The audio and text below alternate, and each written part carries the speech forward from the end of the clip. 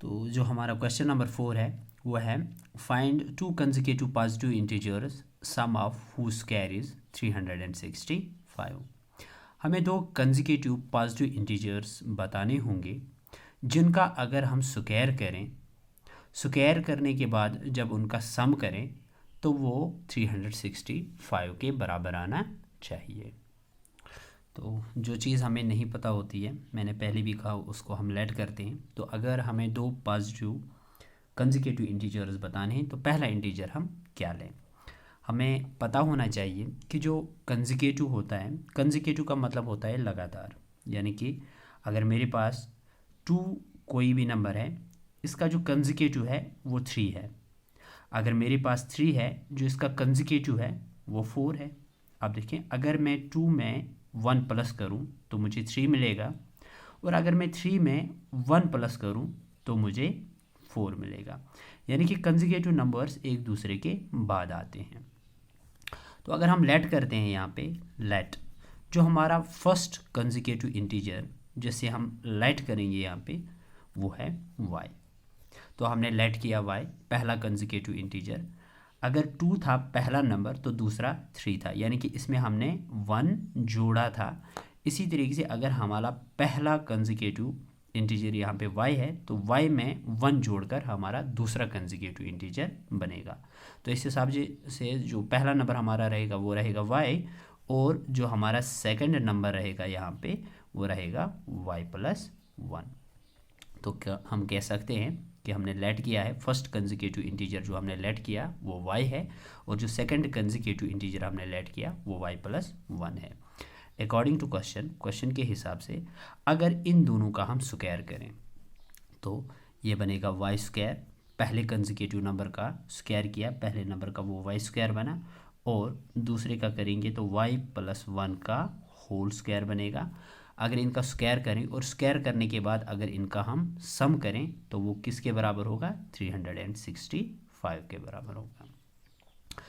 तो इसे सॉल्व करते हैं। यहाँ पे ये y स्क्वायर है प्लस ये एक आइडेंटिटी है a प्लस बी का होल स्क्वायर, तो ये बनेगा a स्क्वायर, a की जगह y है तो y square, plus 2ab, 2 into a की जगह y है और b की जगह 1 है, y into 1 is y, and ये बनेगा 2y, यानी कि 2a एंड b आपका 1 है, प्लस b स्क्वायर मीन्स 1 का square is 1, it is equal to 365। तो ये y स्क्वायर है, y square plus y square is 2y square, plus यहाँ पे बचेगा 2y, और इस 1 को अगर इक्वालिटी की इस साइड में शिफ्ट करेंगे ये बनेगा 365 minus 1 which is equal to 364। ये 2y स्क्वायर है प्लस 2y, अगर इस 364 को यहाँ शिफ्ट करें ये बनेगा minus 364 which is equal to 0।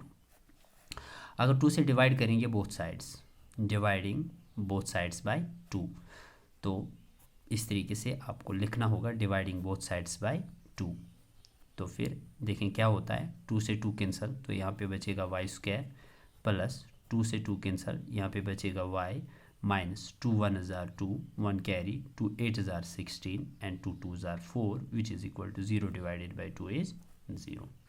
तो यहाँ पे एक क्वाड्रेटिक इक्वेशन फॉर्म हो गई। अब इस क्वाड्रेटिक इक्वेशन के हमें यहाँ पे इस क्वाड्रेटिक इक्वेशन की मिडल टर्म सेपरेट करनी होगी। तो मिडल टर्म हम किस तरीके से सेपरेट करते हैं, हम यहाँ पे जो c हमारा होता है 182 और कोफिशेंट जो होता है यहाँ पे पहली टर्म का, तो उसको हम मल्टीप्लाई करते हैं। तो 182 इंटू वाई स्क्वायर का जो कोफिशेंट है वो 1 है, वो रहेगा 182। तो जो भी आता है वहाँ पे उनका प्रोडक्ट उसको हम करते हैं फैक्टराइजेशन। तो 182 को यहाँ पे फैक्टराइज करें, दिस इज 2 9 जार 18, 2 1 जार 2, 7 1 जार 7 एंड 7 3 जार 21, 13 1 जार 13। तो हमें यहाँ पे कुछ फैक्टर्स मिलते हैं 2 7 एंड 13। अब इनको हमें पेयर बनाना होता है इस तरीके से, अगर इनको मैं मल्टीप्लाई करूं तो मुझे यहाँ पे माइनस 182 मिलना चाहिए, और अगर मैं इनको सब्ट्रैक्ट करूं, ये साइन देखना पड़ता है, तो मुझे यहाँ पे क्या मिलना चाहिए, 1 मिलना चाहिए या y मिलना चाहिए, y या 1। तो इसको पेयर बना लूँ, 7 2 जार 14 कमा 13 मेरे दो पेयर होंगे। अगर 14 में से 13 को माइनस करूँ तो मुझे यहाँ पे 1 मिलेगा, यानी कि 14y में से 13y को माइनस किया तो y मिलेगा। अगर 14 और 13 को मैं -13 को मल्टीप्लाई करूं तो मुझे -182 मिलेगा। तो इसमें से मुझे 13 को माइनस करना पड़ेगा। तो अब लिख सकता हूं वाई स्क्वायर, तो y की जगह मैं लिख सकता हूं 14y माइनस 13y। तो 14y minus 13y is y। अगर इनको मल्टीप्लाई करें तो वो 182 आ जाएगा, minus 182 which is equal to 0। तो यहाँ से इन दोनों में मुझे y कॉमन मिल रहा है, तो y को कॉमन निकालें। यहाँ पे बचेगा y प्लस में 14 और माइनस इन दोनों में 13 को अब कॉमन निकालें। यहाँ पे बचेगा y minus plus 13 into 14 is 182 which is equal to 0।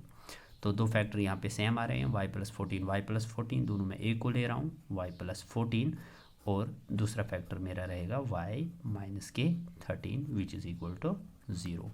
तो either y plus 14 is equal to 0 और y minus 13 is equal to 0। तो y is equal to plus के 14, तो प्लस के 14 इस साइड में जाके -14 बनेगा और y इज इक्वल टू ये माइनस का 13 उस साइड में जाके प्लस का 13 बनेगा। तो हमें पॉजिटिव वैल्यू पिक करना है। हमने पहला नंबर जो लेट किया है यहाँ पे वो हमने किया है y।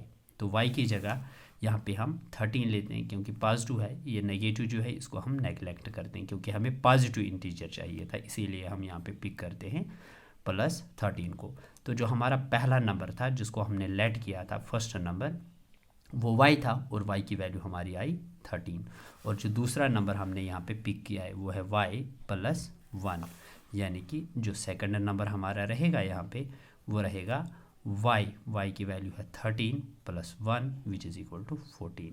तो दो नंबर ऐसे निकले हैं, एक था 13 और एक था 14।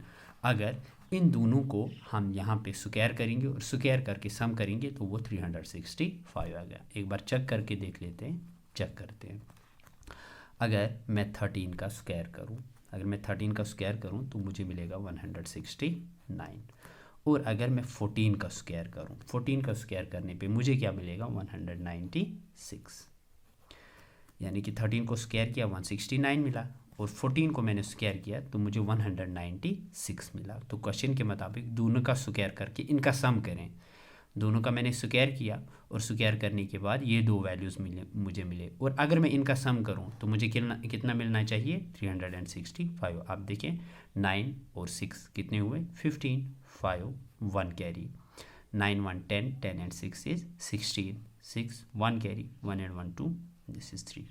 तो क्वेश्चन के हिसाब से जो हमारा आंसर है हमने इसे चेक भी किया, हमारा आंसर बिल्कुल सही है।